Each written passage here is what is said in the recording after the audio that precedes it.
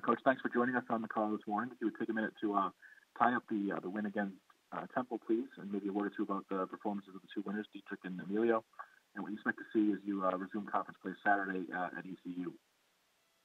Well, we played an outstanding game against Temple, and you look at all three phases. We really didn't get it going on offense, but just defensively, we played really well, even in the kicking game. Emilio was 5 for 5 on extra points and field goals, and then Dietrich had a big day, had 2 interceptions and a caused fumble. We know this. East Carolina's coming off a big win over Connecticut. It's going to be a home game for them, and we know that we're going to have to play our best. We're on the road. Anytime you go on the road in this conference, it's always tough because, every team gets ready to go play at home. So we need to have a really good week. We need to stay focused, prepare the right way, and then look forward to going to East Carolina on Saturday. Okay, questions for Coach Charlie Strong. Hit *1 on your telephone keypad to join the queue. Then the operator will introduce you. We'll first go to Joey Knight with the Tampa Bay Times.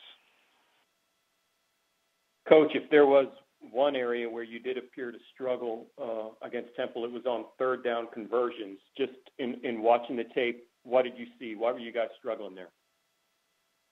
Well, we just have to convert, guys. When we make the throws, we got to make the catches and just get a quarterback time to throw the ball. And we know we got to be better on third down because it's critical, and you got to continue to move the chains. And if you don't move the chains, you end up punting. But there's problems that can be corrected, and we just got to be better on third down. It's a big goal of ours. It's just staying on the field and moving the ball. And just a quick injury update, Coach. D'Angelo Antoine and Andre Polk, do you anticipate them being back this week? Well, they'll be practicing, so we go out on tomorrow. We'll just see exactly where we are with the two of them, and then they just work in during the practice and see how much we can get out of them. Okay. Appreciate it, Coach.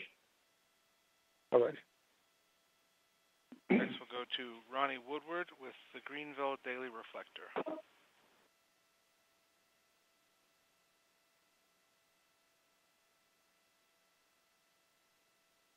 Ronnie Woodward, your line is open.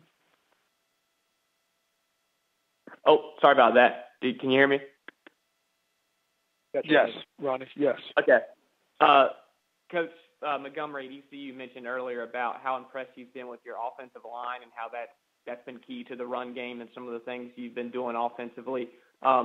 What's your take on that? How important has the line been, and who's kind of been the leaders up front to lead the way in that? Well, you go into each game and you want to be physical at the point of attack, and it starts up front on the offensive and defensive line. And offensively, you got to be able to move people off the ball, and that way it allows you to rush the football, and that's why we've been able to rush the ball as well as we have because our O-line has played well. And then on defense, you got to be able to stop the run, and it's all about us getting off blocks and running to the ball. But, with our offensive line, it's not you can single out one guy. It's just a whole group, and they're playing well, and the running backs are running hard, and we get those opportunities.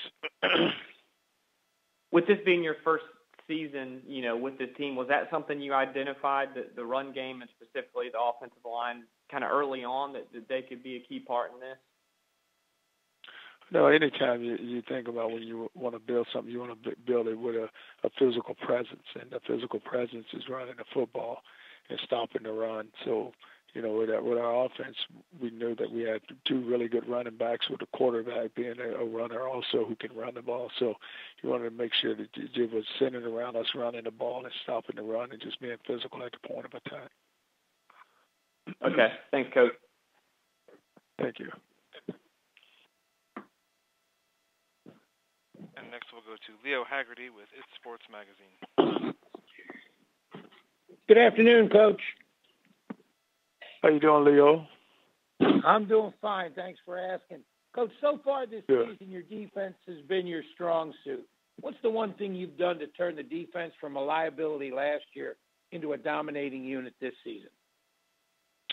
Well, you look at last season, Leo, and there's a lot of guys that are returning on the defense that played last season.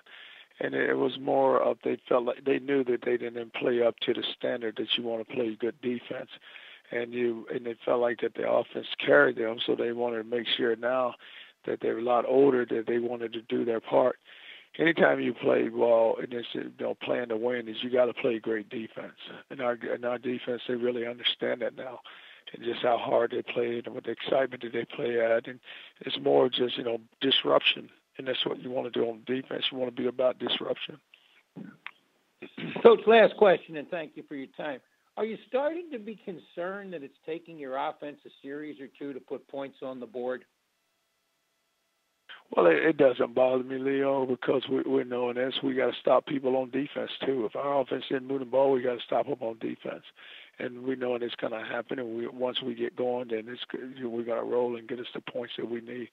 But it's all three phases, not just the offense. The defense, they're playing well, but we can't take a lull, and even in the kicking game, you can't take a back seat. Thank you, Coach. Good luck in Greenville this weekend. All righty. Thank you, Leo. Do you have any further questions for Coach Strong, please? Star 1 on your telephone keypad, if so. Well, Coach, thank you for your time today. I look forward to hearing from you again next Monday. Okay, thank you.